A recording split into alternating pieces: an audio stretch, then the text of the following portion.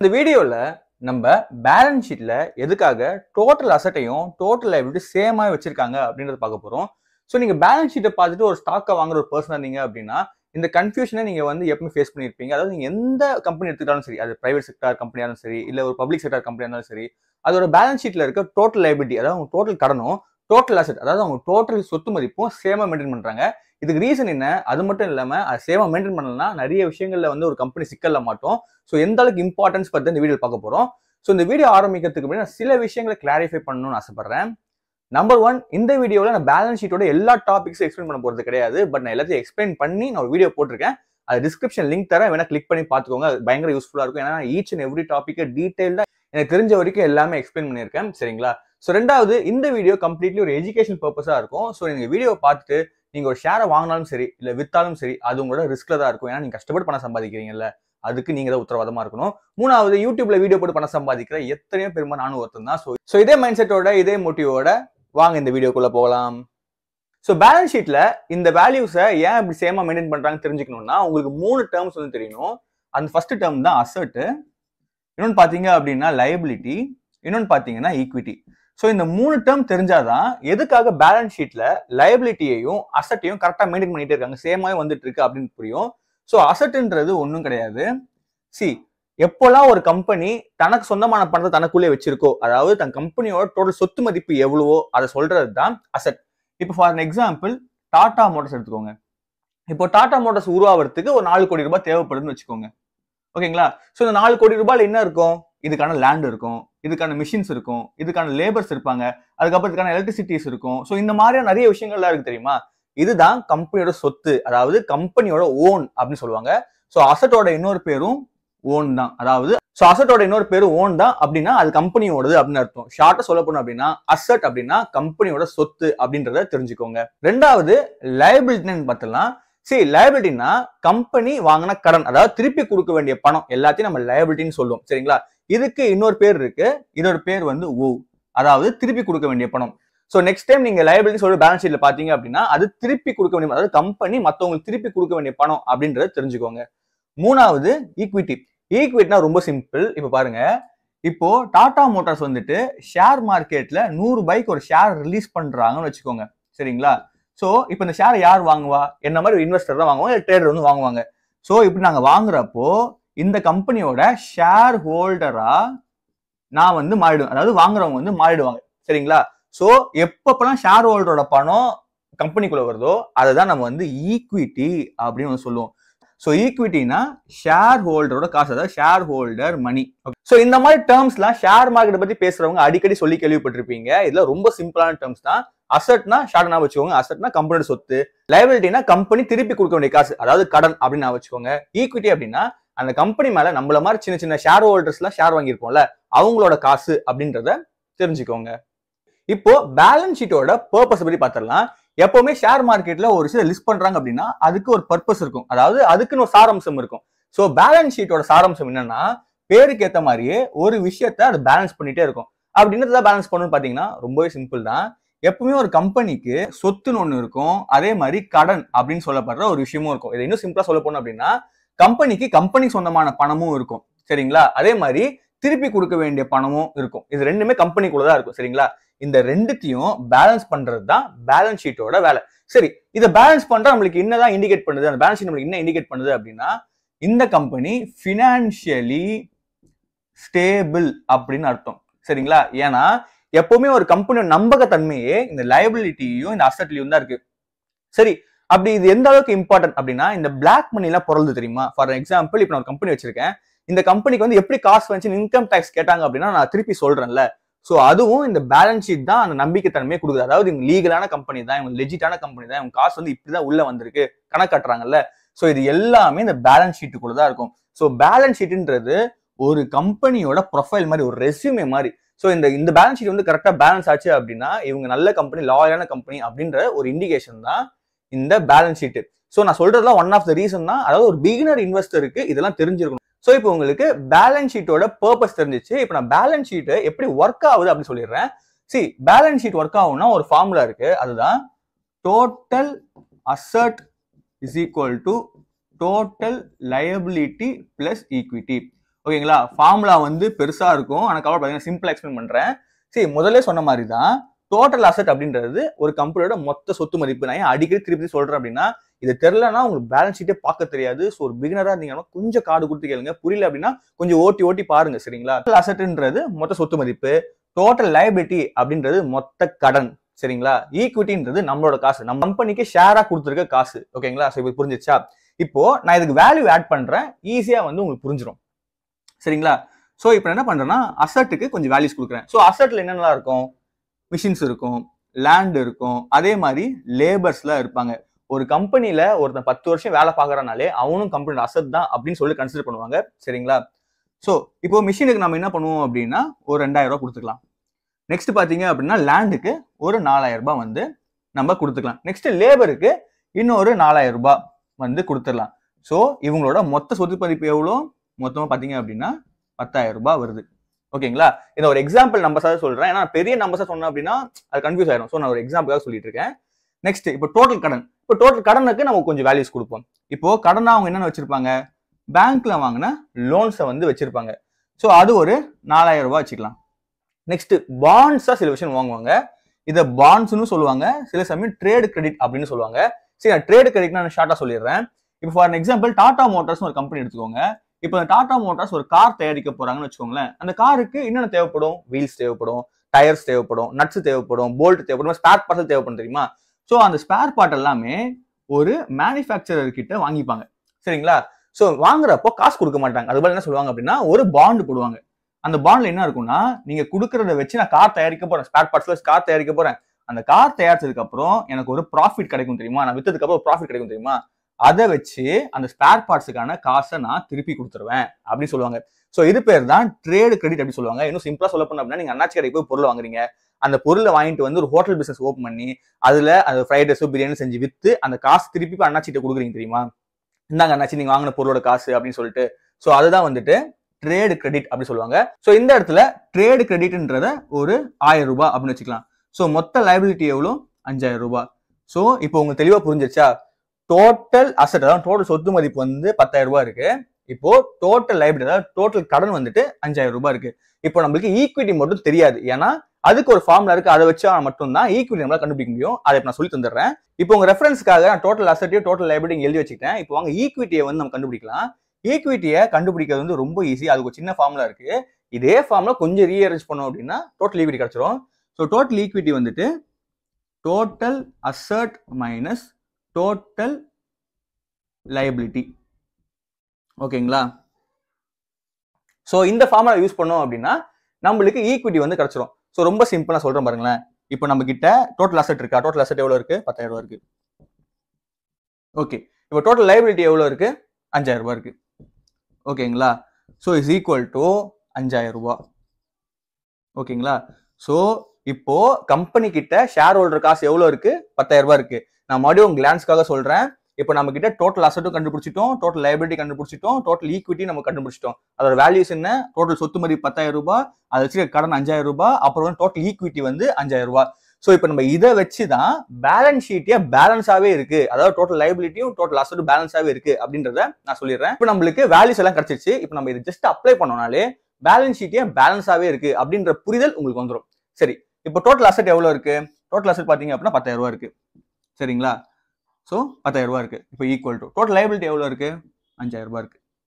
Total equity எவ்வளவு இருக்கு? 5000 ரூபாய் இருக்கு. ஸோ பிளஸ் டோட்டல் ஈக்விட்டி ஒரு 5000 ரூபாய்.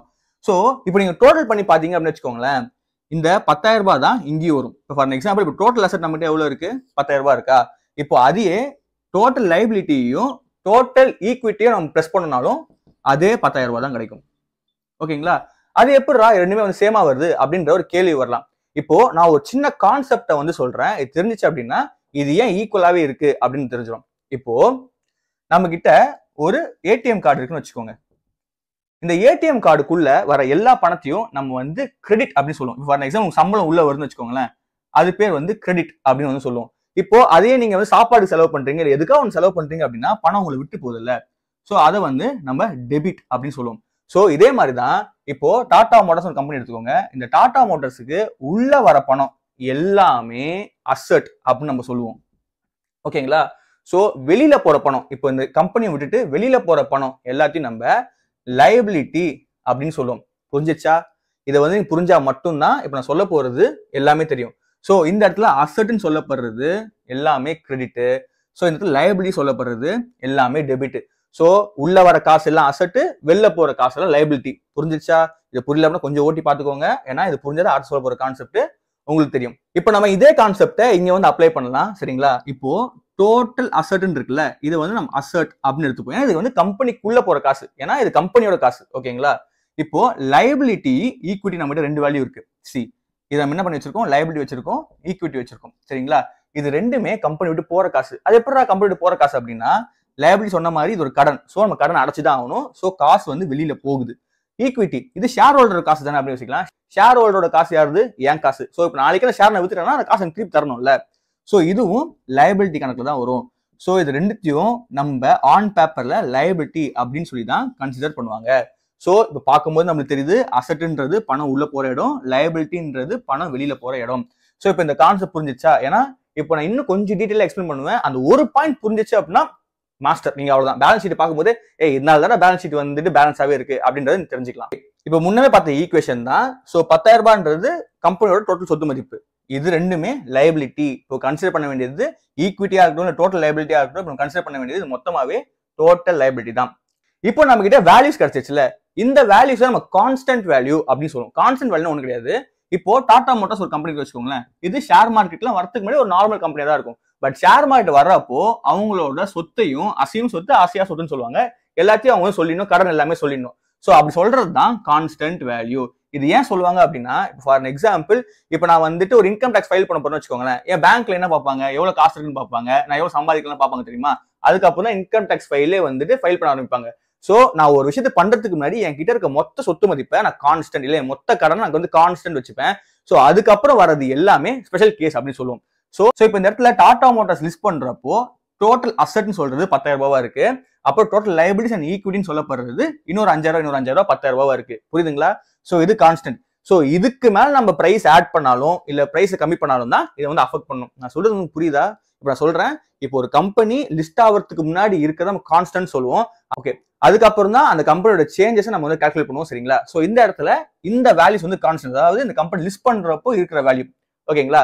சரி, இப்போ நம்ம கேஸ் 1 வந்து எடுத்துக்கலாம். ஓகேங்களா? சோ கேஸ் 1ல என்ன நடக்குது அப்படின்னா, இப்போ டாடா மோட்டார்ஸ் என்ன பண்றாங்கன்னா ஒரு முடிவு எடுக்கிறாங்க. எனக்கு வந்துட்டு பெட்ரோல் வெஹிக்கிள் தயாரிச்சதெல்லாம் போதும், ஃபியூச்சர் வந்து ஈவி தான் பண்ண போறேன், நான் வந்து எலக்ட்ரிக் கார் வந்து தயாரிக்க போறேன் அப்படின்னு சொல்ல போற ஒரு முடிவு வந்து எடுக்கிறாங்க. ஓகேங்களா?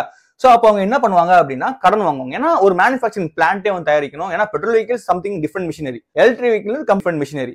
சோ இப்போ என்ன பண்றாங்க அப்படின்னா ஒரு பிளான்ட்டை வந்து தயாரிக்கணும்னு ஆசைப்படுறாங்க. சோ அந்த பிளான்ட் தயாரிக்கிறதுக்கு கடன் வந்து வாங்குவாங்க. சரிங்களா?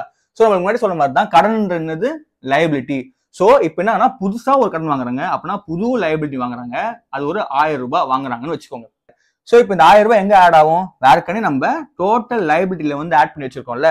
சோ இப்போ வந்து இங்க வந்து ஆட் ஆகும். சோ இப்போ இந்த சிச்சுவேஷன்ல ஈக்குவேஷனை மாத்தணும்னு வச்சுக்கோங்களேன். இப்போ என்ன இருக்கும்? இங்க ஒரு 6000 ரூபாய் இருக்கும். ஏன்னா நம்ம இன்னொரு புதுசா லைபிலிட்டி வந்து ஆட் பண்ணிருக்கோம். பிளஸ் ஈக்விட்டி இங்க வந்து நம்ம 5000 ரூபாய் வச்சிருக்கோம். ஏன்னா ஈக்விட்டில எந்த சேஞ்சுமே கிடையாது. நம்ம லைபிலிட்டி அதாவது கடன் மட்டும் தான் வாங்கியிருக்கோம். சரிங்களா? சோ இப்போ ஆட் பண்றப்போ என்ன வருது அப்படின்னா நம்மளுக்கு 11,000 ரூபாய் வருது. இப்போ கொஞ்சம் கவனமா கேளுங்க, இது கொஞ்சம் கன்ஃபியூசிங்கா இருக்கும். தெரிஞ்சுச்சுன்னா பொலிச்சின்னு புரிஞ்சிடும். சரிங்களா? நம்ம கிட்ட இப்போ வேறக்கனே 10,000 ரூபாய் இருக்கா? ஆஸ் பர் த ஃபார்முலா என்னது? வேறக்கனே நம்ம டோட்டல் அசெட் வந்து 10,000 ரூபாய் இருக்கு. சரிங்களா? இப்போ நம்ம லைபிலிட்டியா ஒரு 1000 ரூபாய் வாங்கணும்ல, அது வாங்கினால தான் இது வந்து 6,000 ரூபாய் மாறுச்சு. ஓகேங்களா? அதனால டோட்டலா நம்மளுக்கு வந்து 11,000 ரூபாய் வந்திருக்கு. ஸோ எக்ஸ்ட்ராவா இதுல ஒரு 1000 ரூபாய் சேர்ந்திருக்கா? சோ இப்போ இந்த 1000 நம்ம எதுக்காக வாங்கியிருக்கோம்? கம்பெனி முன்னேற்றத்துக்கு தான் வாங்கியிருக்கோம். அதே மாதிரி ஒரு பிளான்ட் கட்ட போறோம், மேனுஃபேக்சரிங் பிளான்ட் கட்ட போறோம். சோ இப்போ ஒரு மேனுஃபேக்சரிங் பிளான்ட் கட்டாங்க அப்படின்னா எது கீழே வரும்? மிஷினரிஸ் கீழே வரும். சோ மிஷினரிஸ் எது கீழே இருக்கு? அசட் கீழே இருக்கு. சோ நீங்க ஒரு கடன் வாங்குனீங்க அப்படின்னா அது கடனாவே இருந்தாலும் அது திருப்பி யார்கிட்ட வரப்போகுது? கம்பெனி கிட்ட தான் வரப்போகுது. சரிங்களா? சோ அப்ப இங்கேயும் ஒரு 1000 ரூபாய் வந்து ஆட் ஆகும். இது புரியறதுக்கு கொஞ்சம் குழப்பமா தான் இருக்கும். ரொம்ப சிம்பிள். இப்ப சொல்றேன் பாருங்களேன். இது வந்து லைபிலிட்டி. ஓகேங்களா? இந்த 1000 லைபிலிட்டி. இப்போ கம்பெனி வந்து பேங்க் கிட்ட வந்து லோன் வாங்குறாங்களா? இப்போ பாருங்க அந்த காசு எங்க வருது? லைபிலிட்டிக்குள்ள தான் வருது. சோ லைபிலிட்டிக்குள்ள வந்த உடனே அந்த கம்பெனி தயாரிக்கிறாங்கல்ல, சோ மொத்தத்துல அந்த காசு கம்பெனிக்கு தானே வருது. சோ அதுதான் நம்ம இங்க வந்துட்டு அசட்ல சேருது அப்படி சொல்லுவோம். சோ இப்போ நீங்க கால்குலேட் பண்ணீங்க அப்படின்னா 10,000 பிளஸ் 1000 ரூபாய் 11,000 ரூபாய் வரும். இஸ் ஈக்குவல் டு இங்கேயும் ஒரு 11,000 ரூபாய் இருக்கும். ஏன்னா அசட்டும் இங்க வந்து இன்க்ரீஸ் ஆயிருக்கு.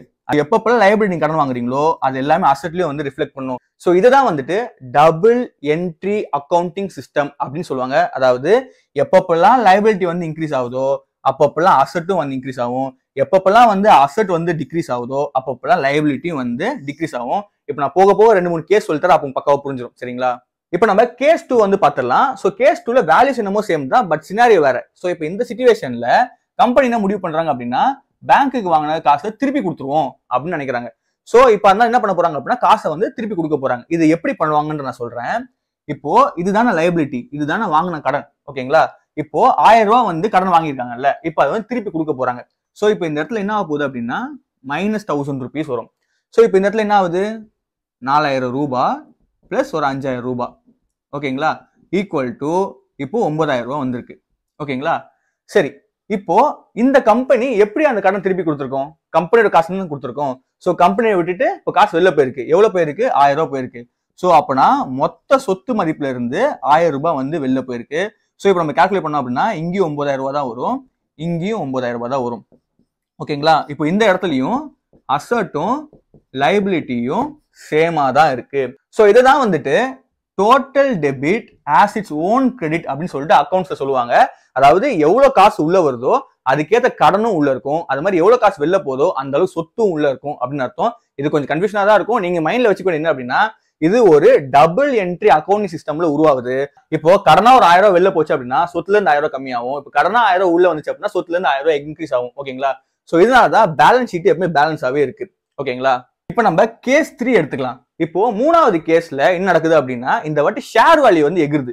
ஃபார் எக்ஸாம்பிள் நமக்கு தெரிஞ்ச மாதிரி தான் இப்போ டாடா மோட்டார் ஷேர் வந்து 100 ரூபாய்னு வச்சுக்கோங்களேன். இப்போ நாளைக்கே நல்லா பெர்ஃபார்ம் பண்ணுது அப்படின்னா அது பிரைஸ் என்னவும் இன்க்ரீஸ் ஆகும். ஓகே, ஒரு 200 ரூபாய் இன்க்ரீஸ் ஆகுது. ஓகேங்களா? சோ அந்த மாதிரி பிரைஸ் வந்து இன்க்ரீஸ் ஆகிட்டே இருக்கும். இப்போ பிரைஸ் இன்க்ரீஸ் ஆகுது அப்படின்னா ஷேர் மார்க்கெட்ல ஷேர் ஹோல்டரோட காசு தான் இன்க்ரீஸ் ஆகுது அப்படின்னு அர்த்தம். சோ ஈக்விட்டி அப்படின்றது ஷேர் ஹோல்டரோட காசு. சோ அங்க எதெல்லாம் இன்க்ரீஸ் ஆகுதோ அது வந்து இங்க ரிஃப்ளெக்ட் ஆகும். ஓகேங்களா? சோ இப்போ இந்த இடத்துல பார்ப்போம். இப்போ ஷேர் நல்லா பண்ணுது. இப்போ வந்து கிட்டத்தட்ட டாடா மோட்டார்ஸோட ஷேர் நல்லா பண்ணுன்னு வச்சுக்கோங்க. இப்போ ஈக்விட்டி என்ன ஆகுது அப்படின்னா 2000 ரூபாவா இன்க்ரீஸ் ஆகுது. சோ இப்போ நம்ம கால்குலேட் பண்ணோம் அப்படின்னா இங்க ஒரு 5000 ரூபாய் வருதா, பிளஸ் இங்க வந்துட்டு ஒரு 7000 ரூபாய் வருதா. இந்த காசும் எங்க போக போகுது? கம்பெனியோட சொத்துக்கு தான் போக போகுது. அதனால அசட்ல இருந்தும் ஒரு 2000 ரூபாய் வந்து இன்க்ளூட் ஆகும். ஓகேங்களா? சோ 12000 ரூபாய் இஸ் ஈக்குவல் டு 12000 ரூபாய். இப்போ உங்களுக்கு புரியுதா? Total debit has its own credit அப்படின்ற ஒரு வேல்யூ உங்களுக்கு தெரியுதா? சோ இது பேர் தான் வந்து double entry accounting system. So இதனாலதான் பேலன்ஸ் ஷீட் எப்பவுமே பேலன்ஸா இருக்கு. ஃபார் எக்ஸாம்பிள் இந்த ஃபார்முலால எது ஏறினாலும் சரி ரெண்டு பக்கமும் ஈக்குவலா தான் ஏறும். இப்ப அசட்ல 1000 ரூபாய் கூடுச்சு அப்படின்னா லைபிலிட்டில ஒரு 1000 ரூபாய் வந்து கூடும். இல்ல லைபிலிட்டி இருந்து 1000 ரூபாய் கம்மியாச்சு அப்படின்னா அசட்ல இருந்து கம்மியாகும். இன்னொன்னு ஈக்விட்டி ஏறிச்சு அப்படின்னா அசட் ஏறும். ஏன்னா end of the day total பணம் எல்லாமே அசட்ல தான் வந்து சேரும். அதே மாதிரி விட்டுட்டு போற பணம் எல்லாமே லைபிலிட்டில வந்து சேரும். சோ இது எப்பவுமே வந்து ஈக்குவலா தான் இருக்கும். நான் இது ஏன் வந்து இவ்வளவு கிளீன் அண்ட் கட்டா சொல்றேன் அப்படின்னா இது எனக்கே வந்துச்சு. ஏன்னா நிறைய யூடியூப் சேனல் பாக்குறப்ப புக் வேல்யூ வந்து கால்குலேட் பண்ணுவாங்க. புக் வேல்யூட ஃபார்முலா என்ன பாத்தீங்க அப்படின்னா டோட்டல் அசட் அதுக்கப்புறம் மைனஸ் டோட்டல் லைபிலிட்டி அப்படின்னு சொல்லுவாங்க. நீங்க இது எந்த ஒரு பேலன்ஸ் ஷீட் எடுத்து ஃபார்முலா போட்டாலும் 0 தான் வரும். இப்போ டாடா மோட்டார்ஸ் எடுத்துக்கோங்களேன், அதுக்கிட்ட வந்து ஒரு 32,000 கோடி வந்து லைபிலிட்டி இருக்கும். அப்புறம் இன்னொரு 32,000 கோடி வந்து அசட் இருக்கும். எடுத்து பாத்தீங்க அப்படின்னா 0 தான் வரும். ஸோ நம்ம புக் வேல்யூ கால்குலேட் பண்ணவே முடியாது. அந்த கன்ஃபியூஷன் தான் நான் வந்து கொஞ்சம் ரிசர்ச் பண்ணி பார்த்தா கொஞ்சம் இன்ட்ரெஸ்டிங்கா இருந்துச்சு. அதான் வீடியோ வந்து மேக் பண்ணேன். ஸோ இந்த வீடியோ நல்லா சப்போர்ட் பண்ணீங்க அப்படின்னா நான் உங்களுக்கு எப்படி புக் வேல்யூ பர் ஷேர் எப்படி கண்டுபிடிக்கிறது, அதுக்கப்புறம் பிரைஸ் டு புக் ரேஷியோ எப்படி கண்டுபிடிக்கிறதுன்னு சொல்லிடுறேன். ஏன்னா அது ரெண்டுமே ரொம்ப இம்பார்ட்டன்ட். இந்த பேலன்ஸ் ஷீட் உருவாக்குறதுக்கான முக்கியமான நோக்கமே ஒரு புக் வேல்யூவும் ட்ரூ வேல்யூ கண்டுபிடிக்கிறது தான். ட்ரூ வேல்யூ வேற புக் வேல்யூ வேற தான். நீங்க ரொம்ப சப்போர்ட் பண்ணீங்க அப்படின்னா நான் புக் வேல்யூ போடவும் ட்ரை பண்றேன். பிரைஸ் டு புக் ரேஷியோ எப்படி கண்டுபிடிக்கிறதுன்னு போடுறேன். ஒரு ரொம்ப சப்போர்ட் பண்ணீங்கன்னா இன்ட்ரெஸ்டிங் வேல்யூ அதாவது ட்ரூ வேல்யூ எப்படி கண்டுபிடிக்கிறதும் அப்படின்னு சொல்லிட்டு போறேன். சரிங்களா? ஸோ இந்த வீடியோட எண்டுக்கு வந்துட்டோம். ஸோ இந்த வீடியோவில் எனக்கு தெரிஞ்ச எல்லா இன்ஃபர்மேஷனுமே ஷேர் பண்ணிட்டேன். நான் மறுபடியும் சொல்றேன், நான் உங்களுக்காக வந்து இவ்வளோ விஷயங்களை ரொம்ப மனக்கட்டு பண்றேன். நான் லிட்டரா சொல்ல போனோம்னா நான் ரொம்ப சப்போர்ட்லாம் கிடையாது. ஆக்சுவலி நான் இந்த பேஷனை ரொம்ப பிடிக்கும், ஷேர் பண்ண ரொம்ப பிடிக்கும்னு சொல்லிட்டு என்னோட ஜாபை குவிட் பண்ணி தான் நான் வந்து உள்ள வந்திருக்கேன். ஸோ பெரிய சப்போர்ட்லாம் எந்த பாயிண்ட்ல இருந்து எனக்கு பெரிய சப்போர்ட் கிடையாது. சரிங்களா? எனக்கு இருக்க ஒரே சப்போர்ட் என்னன்னா சப்ஸ்கிரைப் மட்டும் தான். ஸோ தயவு செஞ்சு சப்ஸ்கிரைப் வந்து பண்ணிடுங்க. இல்லை ப்ரோ நான் உங்களுக்கு இன்னும் டொனேட் பண்ண ஆசைப்படுறேன், இன்னும் கொஞ்சம் சப்போர்ட் பண்ண ஆசைப்படுறேன் அப்படின்னா லைக் பட்டன் பக்கத்துலயே தேங்க்ஸ்னு ஒன்று இருக்கும். ஸோ நீங்க தேங்க்ஸ் கிளிக் பண்ணீங்க அப்படின்னா 40 ரூபாயில இருந்து 80 ரூபாய்க்குள்ள நீங்க எவ்வளவு வேணா நீங்க வந்து எனக்கு டொனேட் பண்ணலாம். ஓகேங்களா? அது வந்து செகண்டரி தான். ஸோ பிரைமரி எனக்கு சப்போர்ட் பண்ண வச்சீங்கன்னா சப்ஸ்கிரைப் மட்டும் பண்ணி வச்சிருங்க. அது எனக்கு பயங்கர யூஸ்ஃபுல்லா இருக்கும். ஓகேங்களா? ஸோ இப்போ நான் உங்களுக்கு பேலன்ஸ் ஷீட்டோட பர்பஸ் ஒரு அருமையாக சொல்லிட்டேன். ஸோ இது எந்த அளவுக்கு இம்பார்ட்டன்ட் அப்படின்னா, ஒரு கம்பெனில இது 2 சமநிலை மாறுச்சு அப்படின்னா அந்த கம்பெனி பக்கமே போகக்கூடாது அப்படின்ற இண்டிகேட் பண்றது தான் இது. ஸோ நெக்ஸ்ட் டைம் நீங்க பேலன்ஸ் ஷீட் பாக்குறீங்க, டோட்டல் லைபிலிட்டி டோட்டல் அசெட் ஏன் சேமா இருக்கு பாத்தீங்கன்னா இதுக்காக தான். சரிங்களா? ஸோ இந்த வீடியோட எண்டுக்கு வந்துட்டோம். ஸோ இந்த வீடியோ புதுசா சப்ஸ்கிரைப் பண்ணிக்கோங்க. ஃப்ரெண்ட் யாரா பிடிக்கும் அப்படின்னா ஷேர் பண்ணி இன்ட்ரெஸ்ட் இருக்கணும் ஷேர் பண்ணி விடுங்க. எனக்கு கொஞ்சம் உருப்பட சேனலா இருக்கும். ஸோ நீனும் உருப்படுங்க, உங்க ஃப்ரெண்ட் உருப்பட வைங்க. சரிங்களா? Next video. Bye bye.